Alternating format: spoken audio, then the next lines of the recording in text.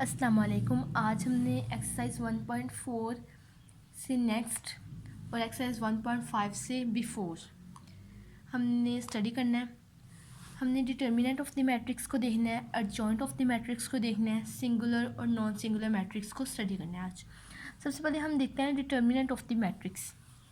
सबसे पहले आपने एक बात याद रखनी है कि किसी भी मैट्रिक्स का डिटर्मिनेंट फाइंड करने के लिए ये बात ज़रूरी है कि वो उसका ऑर्डर 2×2 होना चाहिए। For example, let A be the matrix ABCD. It is a square matrix with the order 2×2.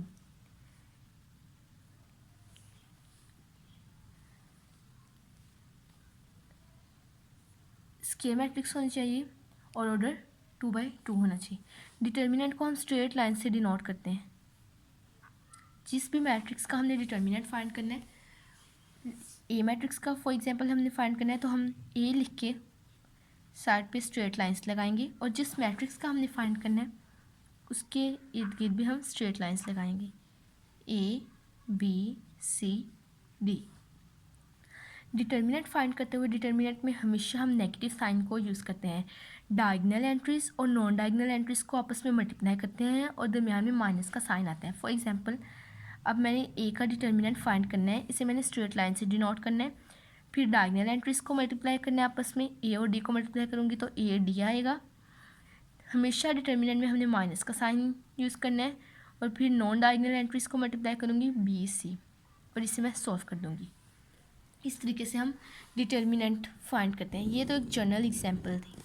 अब एक और एग्जांपल देखते हैं। Let B be the matrix 2 3 4 5। अब हमें कहा गया है कि हम इसका डिटर्मिनेंट फाइंड करें।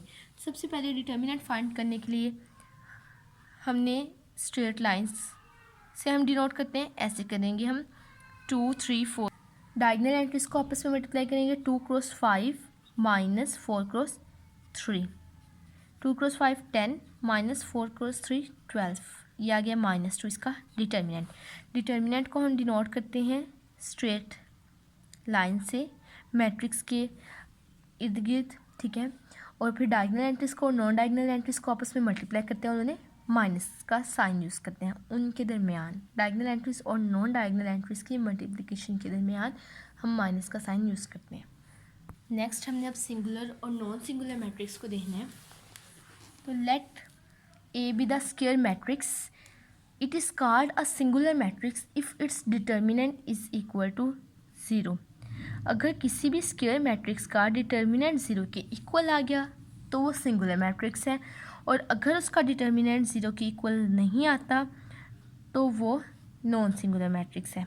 सिंपल हम कहेंगे a square matrix is called a singular matrix if the determinant of matrix is equal to 0। A square matrix is called non-singular matrix if its determinant is not equal to 0। कोई भी ले लेते हैं। Late ए मैंने matrix ली 1 0 2 0।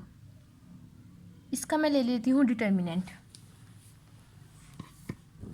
इसका मैं ले रही हूँ डिटर्मिनेंट को हम डिनोट करते हैं स्ट्रेट लाइन से 1 0 2 0।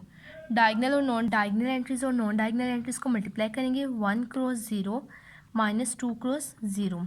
ये 0 - 0, आंसर आ गया 0। So it is called a singular matrix. A matrix is called a singular matrix if its determinant is equal to 0 and a matrix square matrix, हमेशा square matrix लाजमी आपने use करना है। A square matrix is called singular matrix if its determinant is equal to 0। A square matrix is called non-singular if its determinant is not equal to 0। अब हमने देखना है adjoint of the matrix। adjoint भी हम square matrix का ही find कर सकते हैं। The adjoint of a square matrix is obtained by interchanging the diagonal entries and changing the sign of non-diagonal entries. Let A be the matrix, square matrix ABCD। इसका adjoint हम कैसे find करेंगे? हम diagonal entries को interchange कर देंगे और non diagonal entries के साइन चेंज कर देंगे, अगर प्लस है तो माइनस कर देंगे, माइनस है तो प्लस कर देंगे। इसको हम डिनोट करेंगे ए डी जे से, और जिस मैट्रिक्स का फाइंड करना होगा उसे लिख देंगे। अब हमने ए मैट्रिक्स का फाइंड करना है तो मैं लिखूँगी ए। मैं डायगनल एंट्रीज को चेंज करूँगी डी ए, और नॉन डायगनल एंट्रीज के साइन चेंज कर दूँगी minus C and minus B. इस तरीके से हम एडजॉइंट फाइंड करते हैं।